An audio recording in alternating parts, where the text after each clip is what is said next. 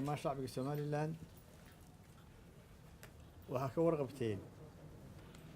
حسبك الوطني وشاقي شعبك إن وذا شغينتي iyo muraaqabiintii ka joogtay ama howlwadeennadii ka joogay xisbiga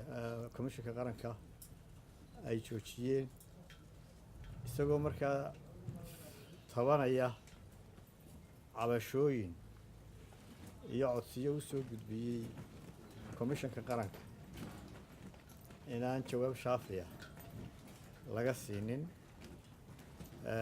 saa daraaddeed komishanka waa wada hadlaynay labadii cisho soo socday waanu mahadnaqaynaa runtii dulqaadka ay muujiyeen waxaanu isla garanay oo ku soo gunaanadnay in la dhegaysto dalabyadii iyo codsiyadii xisbiga ee ku saabsanaa doorashada guud ahaan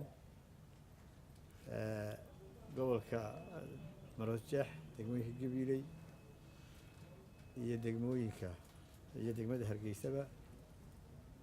dalab kaya ku saabsan gobolada kalena in qoraal ahaan aanu ku gudbinay insha allahu jawaabna aanu ka sugi doono komishanka haddii ilaahay ka dhigo waxaanu isla garanay inaanu soo celinno si loo sii wado tirada guud ee gobolka Maroodijeex labada degmaba degmada Gabiley iyo degmada Hargeysaba waxaan kaloo dadka ka warqabtaan arrinta ku saabsan buugga waa buug soo galay gacanta xisbiga shacbigana aan soo bandhignay commissionku maalintii hore jawaabtay bixiyeenna waa ogeydeen laakiin waxay caddeeyeen in buuggaasi uu ka mid ahaa buugaagtii iyagu ay lahaayeen ee ay ugu talagaleen doorashada waxaan u mahadnaqayaa waxaan u sheegayaa uun dhammaan taageerayaasha xisbiga in codsiyadii komishanku ay aqireen inay tixgelinayaan hadday tahay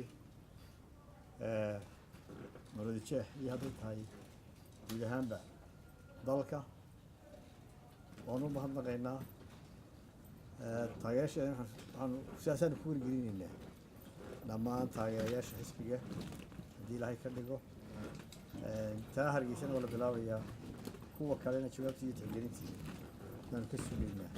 sida ugu dhaqsaha badan komishanka haddii ilaahay ka dhigo aad iyo aad baa mahadsantihiin asalaamu calaykum waraxmatullahi wabarakaatu